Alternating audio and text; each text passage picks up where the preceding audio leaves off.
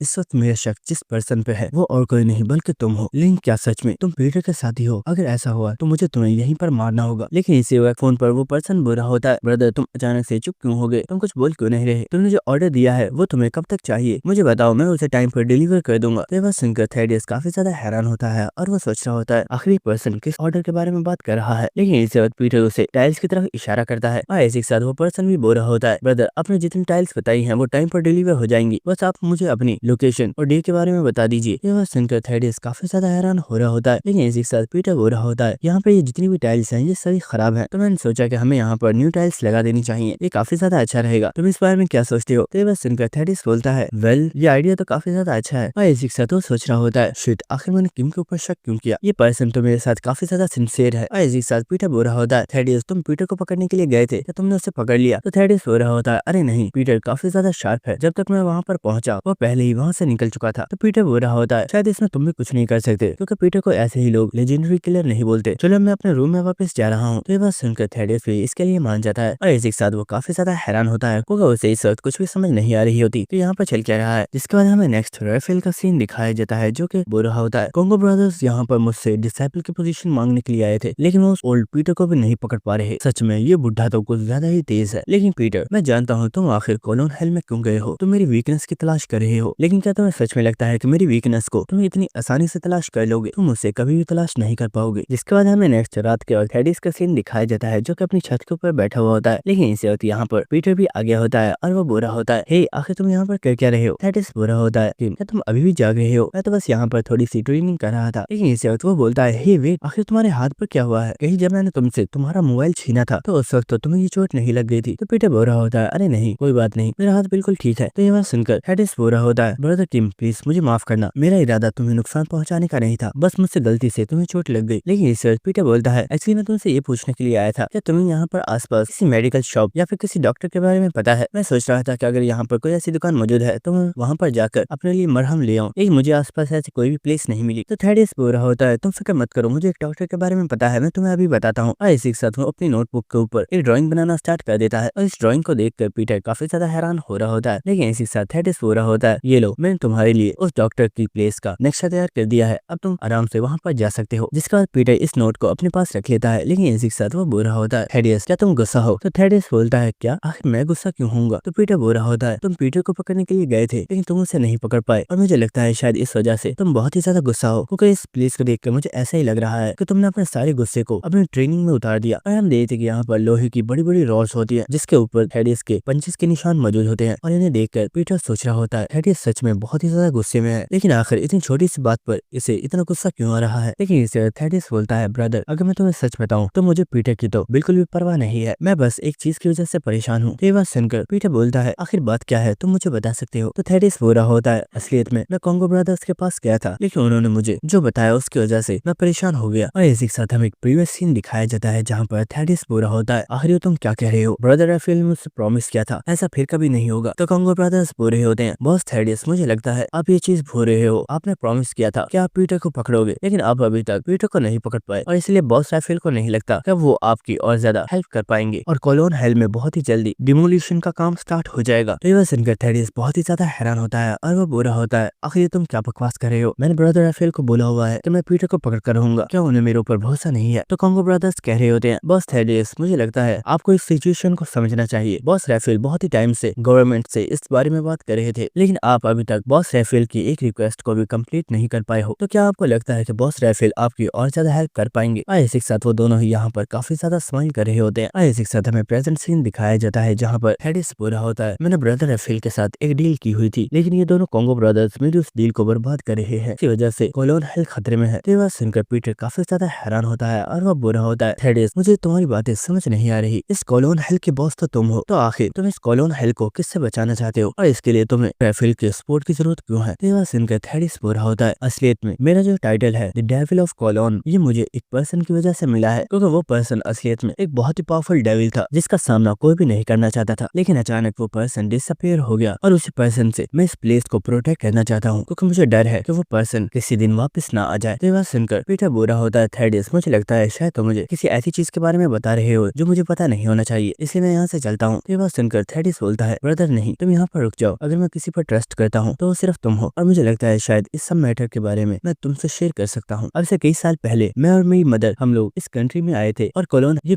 Government की जगह है जहाँ पर बहुत ज्यादा रेफ्यूजीज को रखा गया था और मैं और मेरी मदर हम दोनों भी उनमें से एक थे। लेकिन यहाँ पर मुझे सभी लोग हमें बहुत ही अच्छे तरीके से ट्रीट करते थे और वो हमारा बहुत ही ज्यादा ख्याल रखते थे, जिसकी वजह से मैं और मेरी मदर हम दोनों ही बहुत ज्यादा खुश थे। और उस वक्त लोग मुझे थेडिस नहीं बुलाते थे बल्कि मेरा नाम लीवो था और ये नाम मेरी मदर ने रखा था। और यहाँ पर जितने भी पीपल्स थे वो सभी मेरे बहुत अच्छे दोस्त थे और ये जगह मेरे लिए किसी हेवन से कम नहीं थी। लेकिन एक दिन सब कुछ खत्म हो गया और वो प्लेस जो कि हेवन थी वो हेल में चेंज हो गई। और इस चीज की शुरुआत उस वक्त हुई जब मेरी मदर अचानक से एक दिन मुझे छोड़कर चली गई। लेकिन मैं उनका वेट करता रहा लेकिन वो कभी भी वापस नहीं आई। लेकिन इस जगह पर जितने भी पीपल्स थे उन लोगों ने मेरा बहुत अच्छा ख्याल रखा और मैं भी उनकी हेल्प करवाया करता था। लेकिन एक दिन इस जगह पर वो डेविल अपीयर हो गया और इसी के साथ हमें यहाँ पर एक पर्सन को दिखाया जाता है जो कि उस डम्पलिंग शॉप ओनर को बोल रहा होता है, सर मैंने सुना है कि आप डम्पलिंग के अंदर जो मीट डालते हैं वो बहुत ही ज्यादा टेस्टी होता है, क्या ये बात सच है? तो ये सुनकर वो पर्सन काफी ज्यादा हैरान होता है और वो बोलता है, आखिर तुम हो कौन? मैंने तुम्हें पहले कभी तो यहाँ पर नहीं देखा। और हमें इस पर्सन को दिखाया जाता है जो कि इस पर्सन की बात सुनकर बहुत ही ज्यादा स्माइल कर रहा होता है और वो बोल रहा होता है, मैं एक आउटसाइडर हूँ लेकिन मुझे पता चला कि तुम्हारे डम्पलिंग्स का मीट बहुत ही ज्यादा टेस्टी होता है, तो मैं उसे टेस्ट करने के लिए यहाँ पर आ गया। और ऐसे वो पर्सन बहुत ही जोर से चिल्लाना स्टार्ट कर देता है और हमें दिखाया जाता है कि उस पर्सन ने पर्सन के हाथ को कट कर दिया होता है और उसने उस शॉप ओनर को भी पकड़ लिया होता है। लेकिन वो शॉप ओनर बहुत ही ज्यादा घबराया हुआ होता है और वो बोल रहा होता है, सर आखिर ये आप क्या कर रहे हो, प्लीज मुझे छोड़ दीजिए, आपको जितनी भी डम्पलिंग्स लेनी है आप यहाँ से ले जा सकते हैं और आपको जितना भी मीट चाहिए आप यहाँ से ले जाइए। तो वो पर्सन बोल रहा होता है, अब मुझे डम्पलिंग्स का मीट नहीं चाहिए, अब तो मुझे तुम्हारा मीट चाहिए। और वो पर्सन उस शॉप ओनर को भी किल कर देता है। और यहाँ पर थेडिस पे मौजूद होता है जो कि इस वक्त बहुत ही ज्यादा शॉक में होता है और उसे समझ नहीं आ रही होती कि आखिर ये पर्सन कौन है और वो इन लोगों को क्यों मार रहा है। जिसके बाद हमें दिखाया जाता है कि यहाँ पर और भी बहुत ही ज्यादा लोग आगे होते हैं और वो चिल्लाते हुए बोल रहे होते हैं, बास्टर्ड आखिर तुम्हारी हिम्मत कैसे हुई, आखिर तुमने हमारे साथी को किल क्यों किया, हम तुम्हें मार डालेंगे। इसी के साथ थेडिस हमें बता रहा होता है, मुझे लगा था कि सिटी के दूसरे लोग इस पर्सन को यहाँ से निकाल देंगे लेकिन शायद मैं गलत सोच रहा था क्योंकि सिटी में मौजूद कोई पर्सन इतना ज्यादा स्ट्रॉन्ग नहीं था कि उस डेविल को हरा पाता। और उस डेविल ने सिटी के सभी पीपल्स को क्रिपल कर दिया और उसने सभी के हाथों को काट दिया। और इसी के साथ थेडिस सोच रहा होता है, मेरे दिमाग में उस वक्त सिर्फ एक ही चीज चल रही थी, आखिर ये पर्सन इतना ज्यादा स्ट्रॉन्ग कैसे है और आखिर ये इन सभी लोगों को मार क्यों रहा है। और इसी के साथ वो अपनी मदर की पिक्चर को देखते हुए सोच रहा होता है, मेरी मदर अभी यहाँ पर नहीं है लेकिन जब वो यहाँ पर वापस आएंगी तो कहीं ये पर्सन उनको भी किल ना कर दे। मुझे अपनी मदर को भी बचाना है और मुझे खुद को भी सेव करना है, इसलिए मुझे खुद को भी स्ट्रॉन्ग बनाना होगा। और हमें दिखाया जाता है कि थेडियस उस डेविल के कमरे के अंदर आ चुका होता है जहाँ पर उस पर्सन का सारा सामान रखा हुआ होता है। जिसके बाद थेडियस यहाँ पर तलाशी लेना स्टार्ट कर देता है और वो सोच रहा होता है, मुझे पूरा यकीन है उस पर्सन की मार्शल आर्ट्स बुक यहीं पर होंगी क्योंकि मैंने देखा था कि वो अपनी मार्शल आर्ट की बुक्स को हमेशा अपने साथ ही रखता है, अगर मुझे वो मिल जाए तो मैं उन्हें रीड करके खुद को स्ट्रॉन्ग बना सकता हूँ। लेकिन इसी वक्त थेडियस के पीछे वो डेविल आ चुका होता है और वो बोल रहा होता है, बच्चे आखिर तुम यहाँ पर कर क्या रहे हो, कहीं ऐसा तो नहीं कि तुम मेरी मार्शल आर्ट को चुराने के लिए यहाँ पर आए हो, लेकिन आखिर तुम ऐसा क्यों कर रहे हो। ये बात सुनकर थेडियस बोल रहा होता है, मिस्टर तुम बहुत ज्यादा स्ट्रॉन्ग हो और मैं भी तुम्हारे जितना स्ट्रॉन्ग बनना चाहता हूँ। मेरे फादर ने मुझे बताया कि अगर मैं पावरफुल बनना चाहता हूँ तो मुझे आपका डिसाइपल बनना होगा, प्लीज मुझे अपने डिसाइपल के तौर पर एक्सेप्ट कर लीजिए। ये बात सुनकर वो डेविल बोल रहा होता है, बच्चे झूठ बोलना बंद करो, मैं जानता हूँ तुम्हारे फादर की बहुत पहले ही डेथ हो चुकी है। तो ये बात सुनकर थेडियस बहुत ही ज्यादा हैरान होता है और वो सोच रहा होता है आखिर इस पर्सन को बारे में कैसे पता। लेकिन इसी वक्त वो डेविल अपने पैर के साथ थेडियस को हवा में ऊपर उठा लेता है और वो उसे जमीन पर पटक कर अपने पैर के साथ उसके फेस पर काफी ज्यादा थप्पड़ मार रहा होता है और वो बोल रहा होता है, आखिर तुम्हें झूठ बोलना किसने सिखाया, क्या ये भी तुम्हें तुम्हारे फादर ने सिखाया है, तुम्हारे जैसा कचरा मेरी मार्शल आर्ट्स को सीखना चाहता है, क्या तुम्हें सच में लगता है कि तुम कभी मेरी मार्शल आर्ट्स को सीख पाओगे, अगर तुम्हें ऐसा लगता है तो तुम इन्हें ट्राई कर सकते हो, लेकिन मैं तुम्हें बता दूं कि तुम्हारे जैसा एक ट्रैश कभी भी मेरी मार्शल आर्ट्स को नहीं सीख पाएगा। इसी के साथ वो डेविल यहाँ से जा रहा होता है लेकिन वो अपनी मार्शल आर्ट्स की बुक्स को थेडियस के पास से नहीं लेता, जिस चीज की वजह से थेडियस बहुत ही ज्यादा हैरान होता है। लेकिन इसी के साथ वो सोच रहा होता है, मुझे मार्शल आर्ट्स की बुक्स मिल गई हैं, अब मुझे बस अपनी ट्रेनिंग को स्टार्ट करना है। और इसी के साथ थेडियस बोल रहा होता है, उस दिन से मैंने बहुत ही ज्यादा हार्ड ट्रेनिंग करना स्टार्ट कर दी, लेकिन जब मैं इस ट्रेनिंग को करता था तो मुझे लगता था कि ये ट्रेनिंग बहुत ही ज्यादा पेनफुल है और मुझे इसे छोड़ देना चाहिए, लेकिन मैं अपनी कॉलोन सिटी को बचाना चाहता था, जिसकी वजह से मैं कभी भी नहीं रुक पाया और मैं ट्रेनिंग करता गया और इसी तरह ट्रेनिंग करते करते काफी ज्यादा साल गुजर गए और फाइनली मुझे ये यकीन हो गया कि मैं इतना पावरफुल हो चुका हूँ कि मैं उस डेविल को हरा सकता हूँ। इसके बाद मैं उस डेविल से फाइट करने के लिए कॉलोन सिटी में वापस आ गया, लेकिन उस वक्त मुझे यहाँ पर सिर्फ एक लिफाफा मिला जिससे मुझे ये पता चला कि हमारी कॉलोन सिटी को बहुत ही जल्द डिस्ट्रॉय कर दिया जाएगा, जिसके बाद यहाँ पर गवर्नमेंट की तरफ से कंपनीज की बिल्डिंग्स को बनाया जाएगा। और इस चीज की वजह से मैं बहुत ही ज्यादा शॉक था। और इसी के साथ मुझे ये भी पता चला कि इस जगह पर जितने भी रिफ्यूजी मौजूद थे उन सभी को पुलिस पकड़ कर ले गई है, लेकिन अपनी कॉलोन सिटी को बचाने के लिए मैं सभी गवर्नमेंट ऑफिसर्स के साथ भिड़ गया और मैंने बहुत ही ज्यादा लोगों को किल किया। लेकिन मैं उस वक्त बिल्कुल टूट चुका था और मुझे समझ नहीं आ रही थी कि आखिर मैं ऐसा क्या करूं जिससे मैं अपनी सिटी को बचा सकता हूं, और मैंने बिल्कुल हार मान ली थी। लेकिन उस दिन अचानक मेरे पास एक पर्सन आया और हमें दिखाया जाता है कि ये पर्सन कोई और नहीं बल्कि रैफेल होता है, जो कि बोल रहा होता है, मैंने सुना है कि तुमने डेविल की सभी मार्शल आर्ट्स को बहुत ही अच्छे तरीके से मास्टर कर लिया है, तुम तो सच में बहुत ही बड़े जीनियस हो। ये बात सुनकर थेडिस बोल रहा होता है, ये सब चीजें मेरे लिए मायने नहीं रखती, मैं तो बस अपनी सिटी को बचाना चाहता था, लेकिन अब मैं ऐसा नहीं कर सकता। अगर तुम चाहो तो तुम्हारे लिए मैं तुम्हारी सिटी को बचा सकता हूँ, लेकिन इसके बदले में तुम्हें अपनी स्ट्रेंथ को हमेशा के लिए मुझे सौंपना होगा। ये बात सुनकर थेडियस काफी ज्यादा हैरान होता है और वो बोलता है, क्या तुम्हें सिर्फ मेरी स्ट्रेंथ चाहिए? मैं इसके लिए तैयार हूँ, बस मेरी कॉलोन सिटी को बचा लो। जिसके बाद हमें प्रेजेंट सीन दिखाया जाता है जहाँ पर पीटर बोल रहा होता है, तो यही रीजन था कि तुम पीटर को पकड़ना चाहते हो। तो थेडियस बोल रहा होता है, हाँ, क्योंकि मैं अपनी कॉलोन सिटी को बचाना चाहता हूँ। लेकिन इसी वक्त थेडियस पीटर के कंधे पर हाथ रखता है और इसी के साथ वो हंसते हुए बोलता है, ब्रदर ग्रिम, तुमसे बातें करते हुए मुझे एक बहुत ही अच्छा तरीका मिल गया है जिससे मैं बहुत आसानी से पीटर को पकड़ सकता हूँ। तो ये बात सुनकर पीटर काफी ज्यादा हैरान होता है, लेकिन थेडियस बोल रहा होता है, तुम अब बस देखते जाओ मैं पीटर को कैसे पकड़ता हूँ।